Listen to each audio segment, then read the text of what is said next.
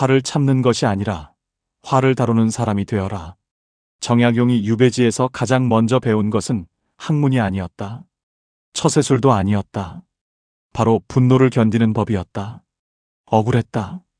배신당했다. 한순간에 모든 것을 잃었다. 그러나 그는 감정에 무너지지 않았다. 오늘은 나이 들수록 반드시 배워야 할 분노를 다스리는 사람의 태도에 대해 이야기해 보려 한다. 화는 대부분 상처 입은 자존심에서 시작된다. 사람들은 말한다. 나는 성격이 급해서 화를 낸다고. 하지만 정작 깊이 들여다보면 화의 뿌리는 성격이 아니라 자존심이다. 무시당했다고 느꼈을 때, 내 기대를 어겼을 때, 내 진심이 인정받지 못했을 때, 그때 사람은 화를 낸다. 맹자는 말했다. 분노는 작은 마음이 흔들릴 때 생긴다고. 진짜 강한 사람은 감정이 없는 사람이 아니다. 감정에 휘둘리지 않는 사람이다. 생각해보라. 돌멩이가 바다에 던져지면 바다는 소리를 내지 않는다. 그러나 작은 웅덩이는 크게 튄다. 마음의 크기가 작을수록 분노는 커진다. 정약용은 18년 유배 생활 동안 억울함을 수도 없이 겪었다. 1801년 그의 나이 40. 신유박해의 광풍 속에서 그는 하루아침에 죄인의 몸이 되어 먼 강진 땅으로 쫓겨났다. 조정에서 정조 임금의 두터운 신임을 받던 신하가 갑자기 귀양길에 오른 것이다. 동료들의 고발, 친형 정약종의 처형, 친척들의 외면. 그는 배신과 억울함이 겹겹이 쌓인 현실 속에 서 있었다. 그러나 그는 상대를 향해 독서를 퍼붓기보다 스스로를 먼저 돌아봤다. 제자 황상에게 보낸 편지에서 그는 이렇게 썼다. 내 마음이 흔들리는 이유는 무엇인가? 나는 지금 무엇에 상처받고 있는가? 현명한 사람은 상대를 분석하기 전에 먼저 자신의 감정을 들여다본다. 공자는 이런 말을 남겼다. 자신을 이기는 것이 진정 이기는 것이다. 남을 이기는 것은 힘이지만 자신을 이기는 것은 강함이다. 분노는 언제나 자신을 먼저 이겨야 하는 싸움이다. 상대방을 향해 터뜨린 감정은 결국 자기 자신을 먼저 태운다. 마치 횃불을 들고 달려가는 사람이 바람을 맞으면 제 손을 먼저 그을리듯. 정약용이 위대했던 것은 억울함이 없어서가 아니었다. 억울함 앞에서 무너지지 않았기 때문이다. 그는 감정을 부정하지도 않았다. 다만 그 감정을 학문으로, 글로, 백성을 향한 마음으로 승화시켰다. 그가 강진 유배지에서 쓴 목민심서, 경세유표, 흠음신서는 바로 그 분노와 억울함이 빚어낸 결실이었다. 스스로에게 물어보라. 지금 내 마음이 흔들리는 이유는 무엇인가? 그것이 정말 상대방 때문인가? 아니면 내 자존심이 건드러진 것인가? 이 질문 하나가 감정의 방향을 바꾼다. 즉시 반응하는 사람은 결국 후회한다. 화가 날 때 사람은 당장 말하고 싶어진다. 바로 따지고 싶어진다.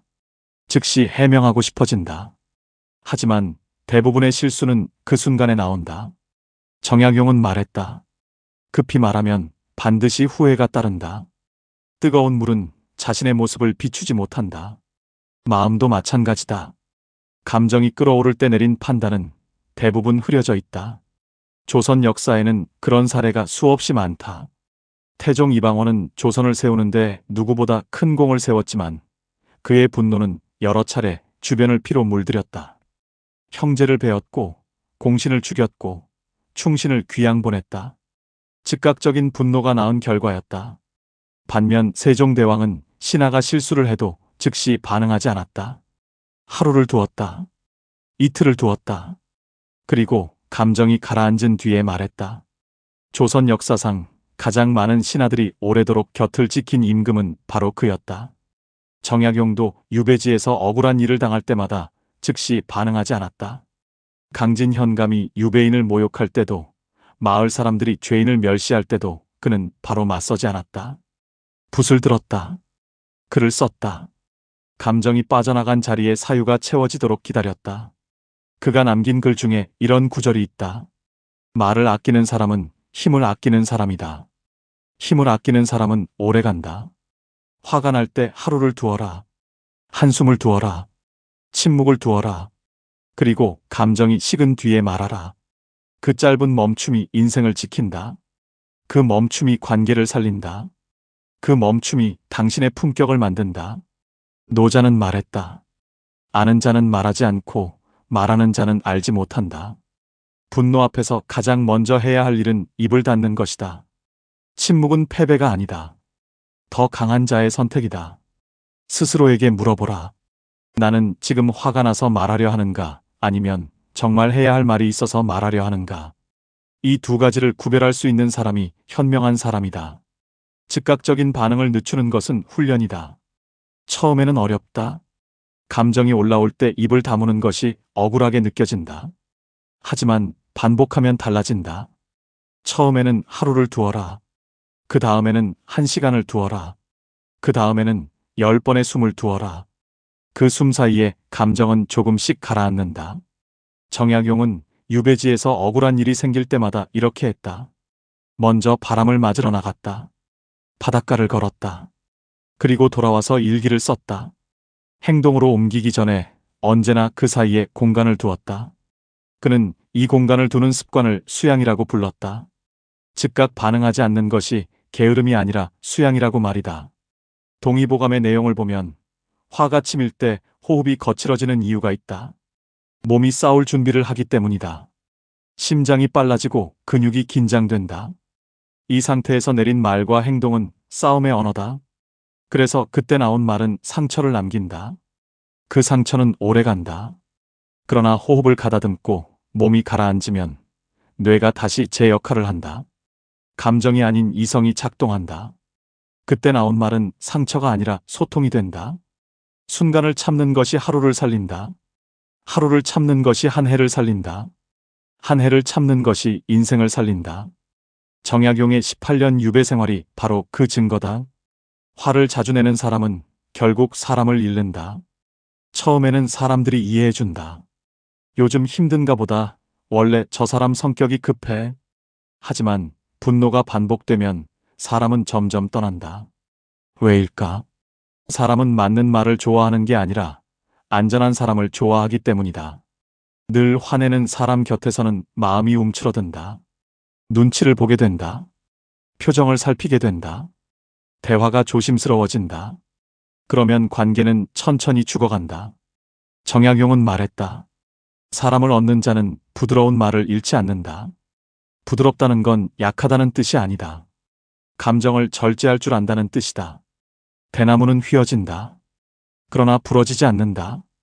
반대로 돌처럼 단단하기만 한 사람은 결국 혼자 남는다.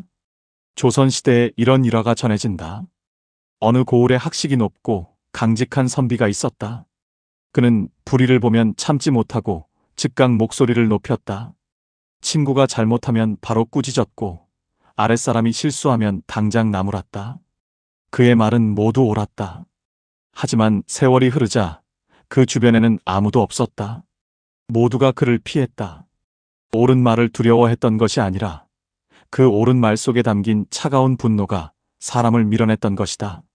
반면 같은 고을의 또 다른 선비는 말수가 적었다. 잘못을 보아도 즉각 따지지 않았다. 때로는 침묵했고 때로는 웃으며 넘겼다. 그러나 정작 중요한 순간에는 조용하지만 단호한 한마디를 남겼다. 그 한마디는 수십 마디의 고함보다 깊이 박혔다. 그의 주변에는 언제나 사람이 모였다. 분노가 자주 터지는 사람 곁에 오래 머무는 사람은 없다. 처음에는 이해한다. 두 번째는 경계한다. 세 번째는 멀어진다. 그리고 결국 당신이 가장 필요한 순간에 곁에 아무도 없다는 사실을 발견한다. 정약용은 제자 황상에게 이런 말을 전했다. 진심으로 사람을 얻고자 한다면 먼저 그 사람을 안심시켜라.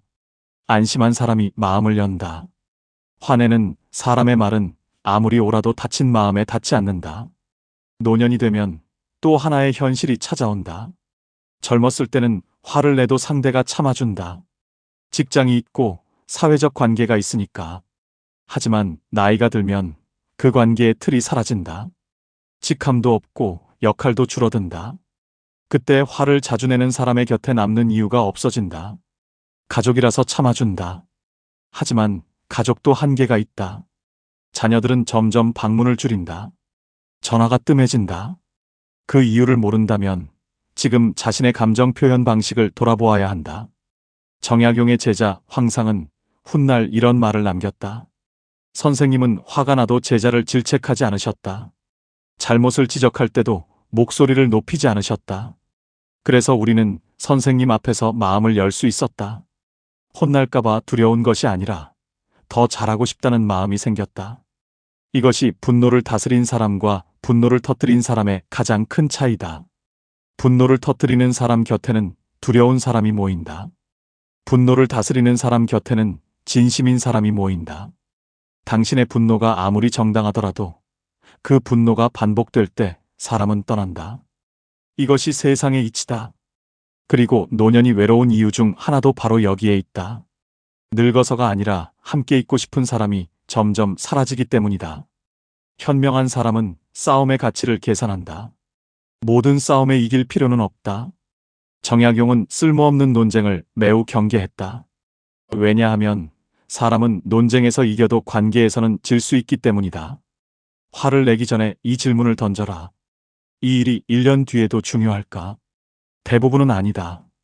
그런데 사람은 사소한 자존심 때문에 큰 평화를 잃는다. 한순간의 말다툼 때문에 10년 관계가 끊어진다. 순간의 감정 때문에 평생 후회할 말을 남긴다. 정약용이 살던 시대에 이런 기록이 있다. 당시 사화와 당쟁으로 수많은 선비들이 목숨을 잃었다. 그중 많은 이들이 사소한 논쟁에서 시작된 감정의 충돌이 쌓여 결국 죽음에 이르는 대립으로 번진 경우였다. 옳고 그름을 따지는데 목숨을 걸다 보니 정작 지켜야 할 삶을 잃어버린 것이다. 반면 정약용은 달랐다. 그는 유배지에서 억울한 처우를 받아도 싸우지 않았다. 강진 현감이 죄인을 모욕해도, 감시하는 관리가 행패를 부려도 정면으로 맞서지 않았다. 그는 이렇게 생각했을 것이다. 이 싸움을 내가 이긴들 무엇을 얻는가? 내 에너지를 이 싸움에 쓰는 것이 옳은가?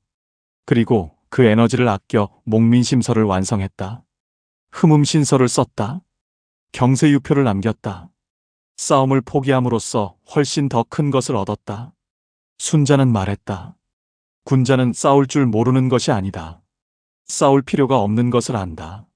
싸울 가치가 없는 것을 알아보는 눈이 진정한 지혜다. 길을 가다 술 취한 사람이 시비를 건다. 그때 끝까지 맞서 싸우는 것이 과연 강한 것일까? 아니다. 현명한 사람은 이 싸움이 내 인생에 무슨 의미가 있는가를 먼저 계산한다. 침묵은 패배가 아니다. 더 큰 것을 지키는 선택이다. 물러서는 것은 약함이 아니다. 방향을 바꾸는 것이다. 싸울 것을 고르는 사람이 결국 중요한 싸움에서 이긴다. 또한 현명한 사람은 화를 내야 할 때와 내지 말아야 할 때를 구별한다. 모든 것을 흘려보내라는 뜻이 아니다. 진짜 중요한 일, 원칙이 걸린 일에서는 단호하게 목소리를 내야 한다. 하지만 그것도 분노의 형태가 아니라 원칙의 형태로 내야 한다. 분노로 말하면 상대는 내용이 아니라 감정을 듣는다. 원칙으로 말하면 상대는 내용을 듣는다. 같은 말이라도 어떤 상태에서 나오느냐에 따라 전혀 다르게 전달된다. 정약용은 관리들의 부패를 비판할 때도 감정적인 언어를 쓰지 않았다. 목민심서에는 수령이 백성을 어떻게 대해야 하는지가 조목조목 적혀 있다. 그것은 분노의 글이 아니었다. 원칙의 글이었다. 차가운 이성으로 쓴 뜨거운 마음이었다. 그래서 그 글은 지금도 살아있다. 화를 내야 할 때는 분명히 내라. 하지만 그 화는 감정이 아니라 원칙에서 나와야 한다. 그리고 내지 않아도 될 때는 과감히 흘려보내라. 그 구별이 어른과 어린아이의 차이다.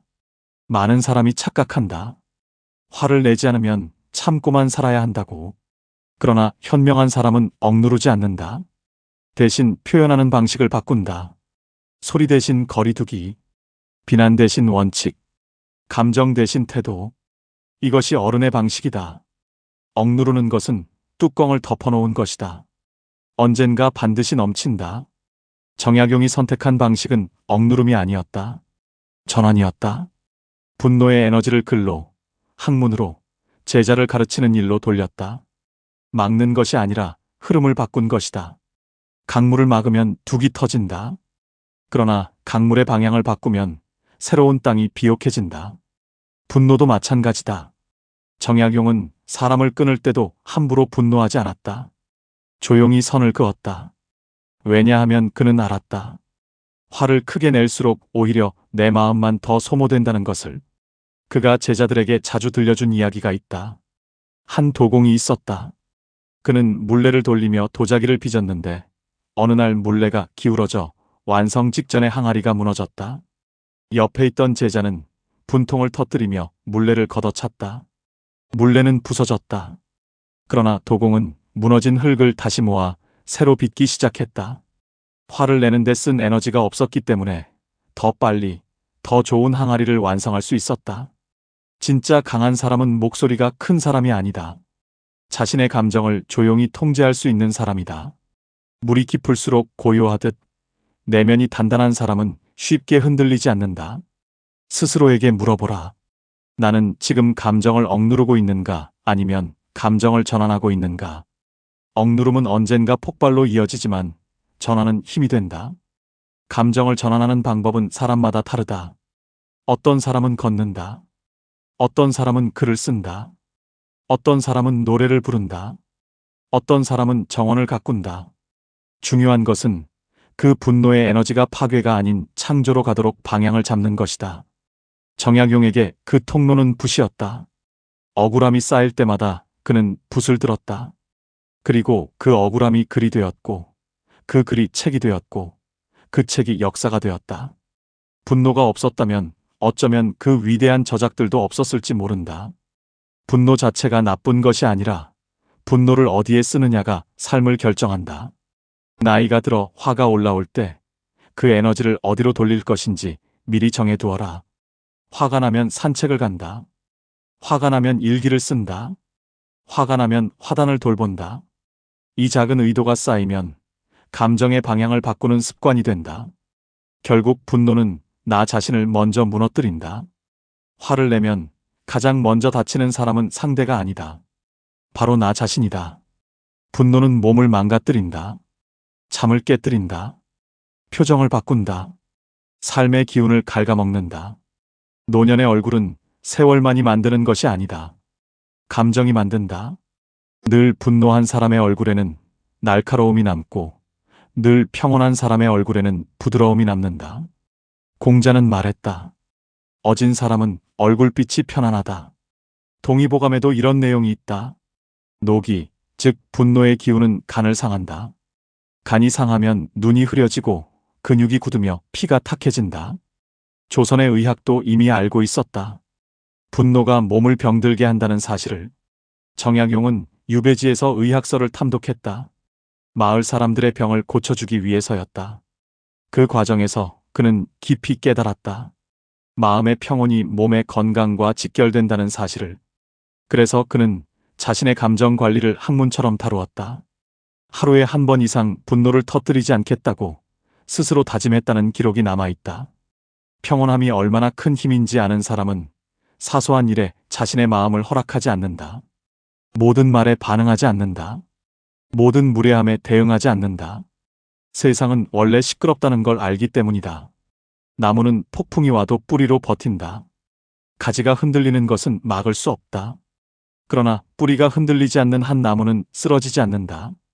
분노가 오는 것을 막을 수는 없다. 그러나 그 분노가 뿌리까지 내려오도록 허락하지 않는 것, 그것이 수양이다. 나이 들수록 필요한 것은 이기는 힘이 아니라 흘려보내는 힘이다. 젊을 때는 증명하려 한다. 이기려 한다. 설득하려 한다. 하지만 나이 들수록 필요한 건 흘려보내는 힘이다. 억울함도, 오해도, 사람의 말도 모두 다 붙잡고 살면 마음에 쉴 공간이 없어진다. 정약용은 유배지에서 수많은 오해 속에서도 결국 책을 쓰고 제자를 키우며 자신의 길을 갔다. 그는 세상과 싸우느라 인생을 낭비하지 않았다. 자신의 삶을 살아냈다. 그가 쓴 글 중에 이런 구절이 있다. 바람이 와도 산은 움직이지 않는다. 구름이 와도 하늘은 흐려지지 않는다. 사람도 마찬가지다. 세상의 소란이 내 마음의 평화를 빼앗아 가도록 허락하지 마라. 동양 철학에는 상선약수라는 말이 있다. 가장 높은 선은 물과 같다는 뜻이다. 물은 만물을 이롭게 하면서도 다투지 않는다. 낮은 곳으로 흐른다. 막히면 돌아간다. 분노하지 않는다. 그러나 결국 가장 단단한 바위도 뚫는다. 노자가 말한 이 지혜는 분노 앞에서 가장 빛난다. 흘려보내는 사람이 결국 깊어진다. 붙잡는 사람이 결국 소진된다. 정약용은 75세를 살았다. 18년의 유배 생활 중에도 복권된 이후에도 그는 원망보다 기록을 선택했다. 억울함을 외치기보다 글을 남겼다. 세상을 향해 분노를 쏟기보다 제자들에게 지혜를 전했다. 그래서 그의 이름은 200년이 지난 지금도 살아있다. 현명한 사람은 안다. 모든 사람에게 이해받을 수 없다는 것을, 모든 관계를 붙잡을 수 없다는 것을. 그래서 분노 대신 품격을 선택한다. 스스로에게 물어보라. 나는 지금 무엇을 붙잡고 있는가? 그것을 흘려보내면 내 삶에 무엇이 들어올 수 있는가? 흘려보내는 것은 포기가 아니다. 더 중요한 것을 위해 자리를 만드는 일이다. 손에 가득 쥔 것을 놓아야 새 것을 잡을 수 있듯 마음에 가득 찬 원망과 분노를 내려놓아야 새로운 감사와 기쁨이 들어올 수 있다. 정약용은 유배에서 풀려난 후 고향 마제로 돌아왔다. 18년 만의 귀향이었다. 그는 돌아온 뒤에도 자신을 모함한 사람들을 찾아가 따지지 않았다. 억울함을 해소하려 하지 않았다. 대신 회혼일, 결혼 60주년 기념일에 아내에게 시를 썼다. 함께 늙어온 것에 감사하는 글을 남겼다. 그 마음이 어떻게 가능했을까? 오랜 세월 동안 분노를 흘려보내는 연습을 해온 덕분이었다. 그것이 쌓여 마침내 감사로 가득한 노년을 맞을 수 있었다. 논어에 이런 말이 있다. 지혜로운 자는 물을 좋아하고 어진 자는 산을 좋아한다. 물은 흘러간다. 막히면 돌아간다. 고이면 썩는다. 분노도 마찬가지다. 흘려보내야 맑아진다. 붙잡으면 탁해진다. 오늘 당신 가슴 속에 묵혀둔 것이 있다면 꺼내보라. 몇 달째 잊히지 않는 그 말, 그 일, 그 사람. 그것을 지금 흘려보내라. 그 자리에 평온이 들어온다. 화의 뿌리를 들여다보는 것, 즉각적인 반응을 멈추는 것, 사람을 잃지 않는 법, 싸움의 가치를 계산하는 것, 감정을 전환하는 것, 분노가 자신을 먼저 해친다는 사실, 그리고 흘려보내는 힘. 이 모든 것의 중심에는 하나의 진리가 있다. 화를 내는 것은 쉽다. 하지만 화를 다스리는 것은 어렵다. 그래서 아무나 어른이 되는 것이 아니다. 정약용은 말했다. 마음을 다스리지 못하면 세상을 다스릴 수 없다. 당신의 평온을 사소한 사람에게 넘겨주지 마십시오. 당신의 하루를 순간의 분노로 망치지 마십시오. 현명한 사람은 모든 일에 반응하지 않습니다. 때로는 웃고 넘기고, 때로는 침묵하고, 때로는 조용히 거리를 둡니다. 그것이 약함이 아니라 삶을 지키는 지혜이기 때문입니다. 잔잔한 마음이 결국 가장 강한 마음입니다. 분노를 참는 사람이 아니라 분노를 다루는 사람이 결국 인생을 지배합니다. 오늘 이 이야기가 당신의 하루를 조금 더 평온하게 만들었기를 바랍니다. 정약용의 삶의 지혜와 함께 삶의 중심을 단단히 세워가시길 바랍니다. 좋아요와 구독으로 함께 해주세요.